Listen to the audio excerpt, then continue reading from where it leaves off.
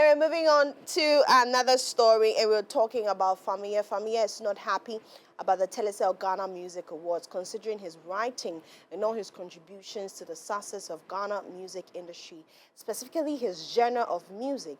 He's saying that he's not been nominated for major award categories, such as Artist of the Year. Let's get into details of that. Ghanaian highlife star Fameye has opened up about his disappointment over missing out on a nomination for the prestigious Artist of the Year category at the Telecel Ghana Music Awards, revealing that he actually filed for consideration but was still overlooked. In recent interviews, Fameye expressed frustration at what he perceives as a lack of recognition for his consistent output and quality craftsmanship over the past year, insisting that his body of work deserved a spot among the top contenders. Now, he emphasized that beyond hit songs, he invests deeply in songwriting and storytelling, which he believes should earn him not only regular nominations, but also consideration for major categories such as Artist of the Year. And I really believe that what Fameye is saying is true. It's been a long time coming.